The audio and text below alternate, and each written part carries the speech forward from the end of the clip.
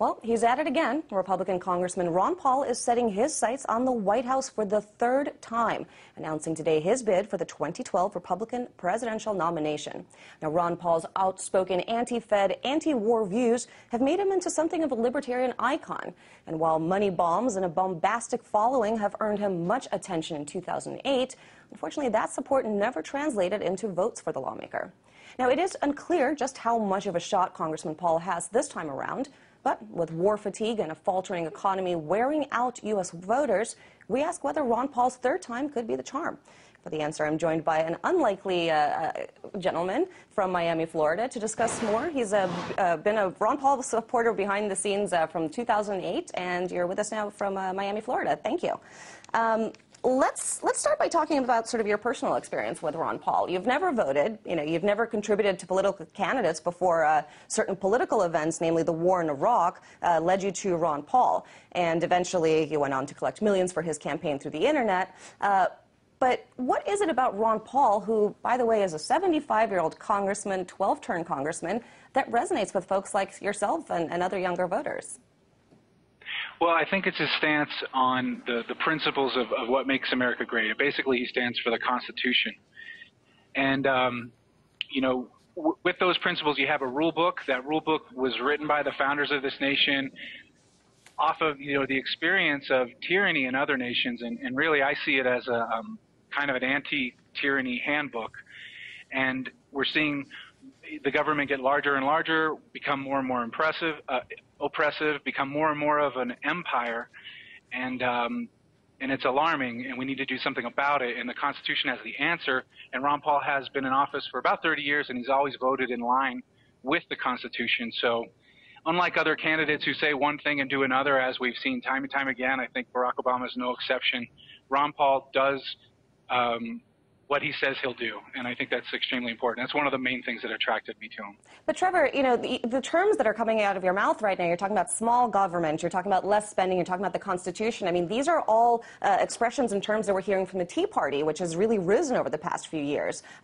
What makes Ron Paul different from the kind of rhetoric that we're hearing from these political candidates right now, which, by the way, is very, very similar to his ideas? Well, he puts it all the way through. He continues it not only in domestic policy but in foreign policy, and I think that's really the definer between him and other candidates on the Republican side. They say they believe in small government, but they'll go ahead and expand government so that we can cover the world with our military. On the other hand, and that's not that's big government and big spending. And then they also get weak on things like education. They've expanded the Department of Education. So they've expanded the government there. They've expanded in pharmaceuticals. So, again, Ron Paul is very consistent. He does what he says. He has a guidebook, and he never goes against it. So you always know what you're going to get. So if you believe in the Constitution, he's the right guy. Ron, regardless of the support that Ron Paul has among his activists, and it is very, very strong support by the mainstream media, by the mainstream political analysts, he's never really seen as a viable candidate, always sort of a fringe guy. Now that we've seen the political rhetoric in America, or at least among the Republican Party, sort of shift to be more in line, really, with some of the ideas that Ron Paul has been pushing, do you think this country could be ready, or that Ron Paul could see more of a realistic success in the mainstream this time around? Absolutely. Since his 2008 campaign, he's had the opportunity to be on talk show after talk show after talk show, I would say hundreds of times, possibly even over 1,000.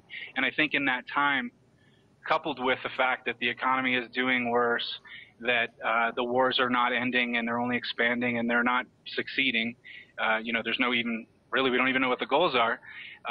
Coupled with all these issues and problems, and with the fact that he has the solutions, I think he's got a great chance this time around. But let's be real here. I mean, realistically, if you're watching MSNBC, if you're watching Fox News, if you're watching CNN, listening to the radio, I mean, these mainstream media corporations, these mainstream political analysts are not really taking him seriously. And I sort of want to ask you why you think that is. Why is it that the guy who seems to have sort of the least amount of corruption associated with the name, I mean, he doesn't have any major scandals that we can think of. He doesn't have any overt ties to sort of the elite establishment that have been pointed out by anyone.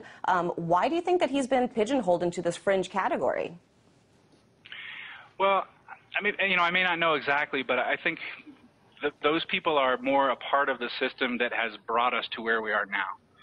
And change is difficult, real change. And we can all pay it lip service if we like, but to really make real change, it takes some guts.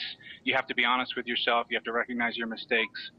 And I think that's what Ron Paul offers. And a lot of people have a hard time going that way, you know. Big government, big money, for all kinds of special interests and so on. That's been the path so far. And this is something different. And it's kind of like going on a diet. You know, you've got to be really honest with yourself and toughen yourself in order to achieve the goals that you want. And if we want to get America back to prosperity, we're going to have to do those things.